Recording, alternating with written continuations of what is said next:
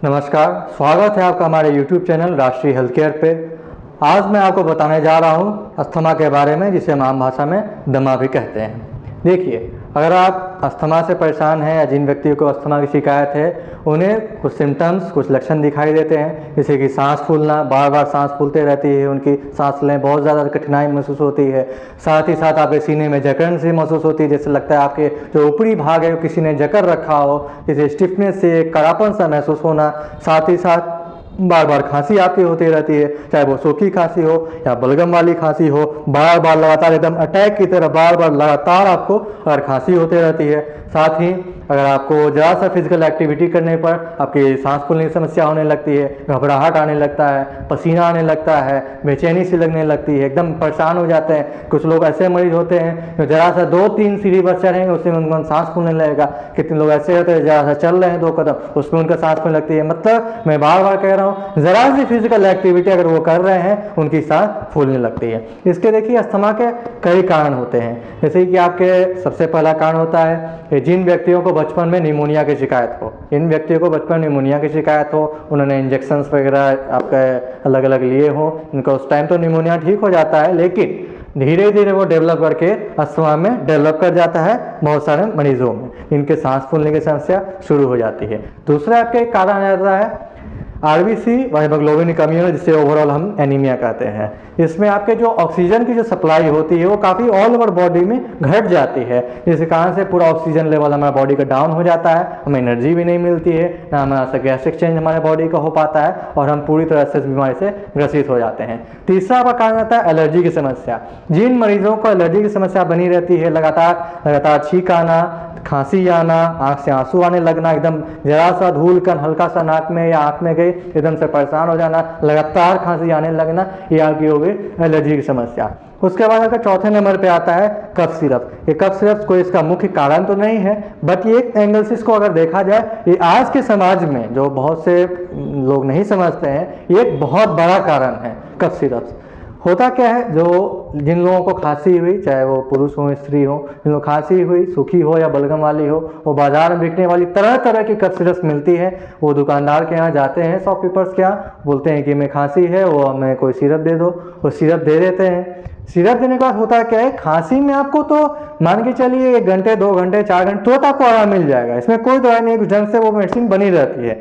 फिर आपको खांसी होगा, फिर आप सिरप को लेंगे, या आप सिरप को आपको वो सिरप असर करना बंद कर फिर आप कोई और सिरप लेंगे कि अब ये काम नहीं करा, मैं वो लेता हूँ। धीरे धीरे करते करते मैक्सिमम मरीजों में देखा गया है 5-10 तरह के सिरप ट्राई कर लेते हैं। खांसी उनका आता है जाता है, आता है जाता है, लेकिन अल्टीमेटली क्या होता है, जो आपका जो कफ है आपके फेफड़े में, आपके लंग्स में जमा होने लगता है, जो आपका ट्रेकिया से नीचे होकर के ब्रोंकाई, ब्रोंकियोल्स, अल्वियोलाई, आपके जो रेस्पिरेटरी हमारा सरफेस है, जिस सतह से हमारे कार्बन डाइऑक्साइड व ऑक्सीजन का एक्सचेंज होता है, वहां पे एक ब्लॉकेज सी आने लगती है। और यही ब्लॉकेज होता क्या है, इसमें जो कफ आपके जमना शुरू हो, वे गाढ़े गोंद जैसा आपका जमा होने लगता है। इस कारण से गैसेस एक्सचेंज में आपकी प्रॉब्लम आने लगती है और इस कारण से मरीजों में सांस फूलने की समस्या बढ़ती ही चली जाती है। खान पान में बहुत सारे प्रॉब्लम्स होते हैं। बहुत लोग बहुत ज़्यादा चिकन मटन ये सब खाए, बहुत ज़्यादा फैटी ये सब चीज़ खा रहे हैं, तो फैट का डेवलपमेंट हो रहा है, कोलेस्ट्रॉल उनका बढ़ रहा है, उनको भी सांस फूलने की समस्या होने लगती है। जिनके साथ साथ कई लोगों में देखा गया है बीपी की भी शिकायत हो, ब्लड प्रेशर का हमेशा बढ़ा रहता हो, हाइपरटेंशन हो, तो उनको भी सांस फूलने की समस्या बनी रहती है।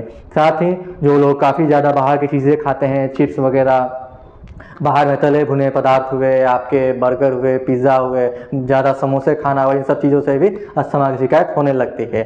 ज़्यादा आइसक्रीम खाना, कोल्ड ड्रिंक खाना, ये भी इसका मुख्य कारण है।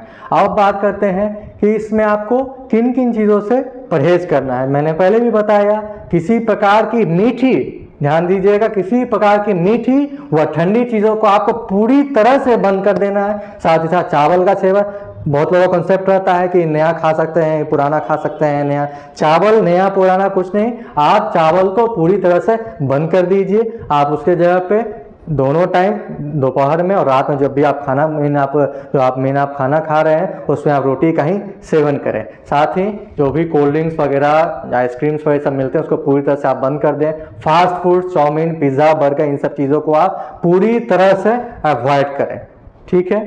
इसके साथ ही अब देखिए, किन किन चीज़ों को आपको खाना है ये मैं आपको बताता हूँ। आप अनाज में गेहूं का सेवन बहुत ज़्यादा करें, अरहर की दाल, मसूर की दाल का सेवन करें। साथ ही आप अगर आपका पाचन तंत्र, बहुत से लोगों को गैस जमने की समस्या निरंतर बनी रहती है, ये हमने देखा है।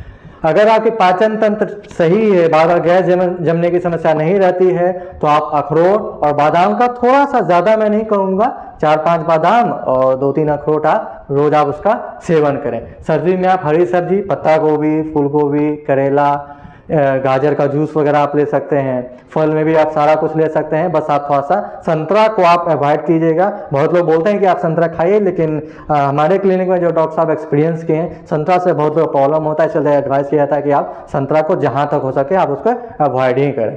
साथ ही साथ आपका मैं अपने एक और जानकारी देना चाहूँगा जो बेसिक है। आप सुबह सुबह जब आप सुबह उठ रहे हैं, खाली पेट 1 गिलास गुनगुने पानी में 250 to 300 ml तक आप गुनगुना पानी ले लें। उसमें 1 से 2 चम्मच आप शहद मिला लें, अच्छे से आप मिला करके आप उसे पी लें। रोज आप इसका सेवन करें। देखिए, जो भी मैं आपको बता रहा हूँ, क्या खाएं क्या ना खाएं, इससे आपकी अस्थमा की बीमारी ठीक नहीं हो जाएगी। मैं ये दावा करने के लिए मैं ये वीडियो नहीं बना रहा हूँ कि आप ये करें वो करें, आपकी अस्थमा की बीमारी पूरी तरह ठीक हो जाएगी, ऐसे परहेज करें। लेकिन परहेज जो आपका रहता है, आपके जो ट्रीटमेंट आप ले रहे हैं कहीं से भी, चाहे कोई भी पैथिक हो, आपके एक बैकबोन की तरह काम करता है। कोई भी परहेज किसी भी बीमारी में हो, चाहे मामूली सा बुखार हो या आपका अस्थमा हो या आपका कोई स्किन डिजीज हो, किसी परहेज बहुत ज़्यादा इंपॉर्टेंट है। परहेज को हमेशा ध्यान में रख करके आप अपने डिजीज का इलाज कराएं। परहेज को पूरी तरह से आप फॉलो कीजिए। साथ में जो दवा जो आपको दी जा रही है उसको आप अच्छे से फॉलो करें, कैसे कैसे खाना है, जो खुराक आपको दी गई है, जहाँ से आप इलाज करा रहे हैं उसको आप अच्छी तरह से आप फॉलो कीजिए। तो इन सब चीज़ों को आप इलाज कराइए, अच्छे से आप परहेज का फॉलो कीजिए, तो आप अस्थमा बीमारी से पूरी तरह से छुटकारा पा सकते हैं। मैं बार बार कहना चाहूँगा कि अस्थमा कोई लाइलाज बीमारी नहीं है, ये एक समाज में फैली हुई भ्रांति है। जो कम पढ़े लिखे वर्ग के लोग हैं या आपके ज़्यादा पढ़े लिखे लोग वर्ग हैं और एजुकेटेड हैं, उनमें एक मिथ फैली हुई है कि अस्थमा का इलाज नहीं है। कई लोगों से हमने सुना है बात करते हुए, वो लोग बोलते हैं अस्थमा कोई इलाज नहीं है, अस्थमा कोई इलाज नहीं है। लेकिन हमारे क्लिनिक राष्ट्रीय हेल्थ केयर में, जहाँ के एक्सपर्ट डॉक्टर संजीव रंजन, जो कि अस्थमा पेशेंट्स में काफ़ी ज़्यादा पॉपुलर और रिकमेंडेड डॉक्टर्स में से एक हैं, वो एक पर्सनलाइज होम्योपैथिक ट्रीटमेंट प्लान बहुत सालों से एक्सपीरियंस करके उन्होंने डेवलप किया है। इसमें मरीजों के अलग अलग सिम्टम्स को लेकर के हम लोग मेडिसिन तैयार करते हैं, उसका मेडिसिन प्रिस्क्राइब किया जाता है। साथ ही साथ एक पर्सनलाइज डाइट प्लान भी उन्हें दिया जाता है कि वो किन किन चीज़ों को खाए, किन किन चीज़ों को ना खाए। तो हमारे अपने क्लिनिक में बहुत सारे पेशेंट्स हमारे ट्रीटमेंट थेरेपी से ठीक हो चुके हैं और हमारा यही आपसे रिक्वेस्ट रहता है किन्हीं भी मरीजों से कि अगर हमारे क्लिनिक में आप ट्रीटमेंट ले रहे हैं तो 2 चीज़ों को आप 100% फॉलो करें। जो आपका फर्स्ट चीज़ वो आपका डाइट चार्ट, जो आपको डाइट चार्ट दिया गया उसको पूरी तरह से फॉलो करें। साथ ही जो हमारे डॉक्टर साहब, डॉक्टर संजीव रंजन जो हमारे एक्सपर्ट हैं, वो दवा जो आपको प्रिस्क्राइब कर रहे हैं, जिस पोटेंसी या जो आपको दिया जा रहा है हमारे क्लिनिक से, उसको आप पूरी तरह से फॉलो करें। तो इन 2 चीज़ों को आप अगर 100% अच्छी तरह से फॉलो कीजिएगा, डाइट प्लान मैनेज कीजिएगा, तो आप इस रोग से पूरी तरह से निजात पा सकते हैं। मैं आपको कह रहा हूँ 100% क्योरेबल है ये डिजीज। बस यही चीज़ है कि आप अच्छे से परहेज कीजिए, आपका इनहेलर भी छूट जाएगा, ट्रीटमेंट चलते आपका शुरू होगा, इनहेलर भी छूट जाएगा, जो भी आप टैबलेट्स वगैरह जो भी आप ले रहे हैं एलोपैथी अदर ट्रीटमेंट प्लान से, वो भी छूट जाएगा। जो हमारा ट्रीटमेंट जो आपकी चलेगी उससे आप पूरी तरह से ठीक हो जाइएगा 100% जड़ से। तो आज के वीडियो में बस इतना ही, जो मैं जो जानकारी देता हूँ आशा करता हूँ आपके लिए लाभदायक होगी।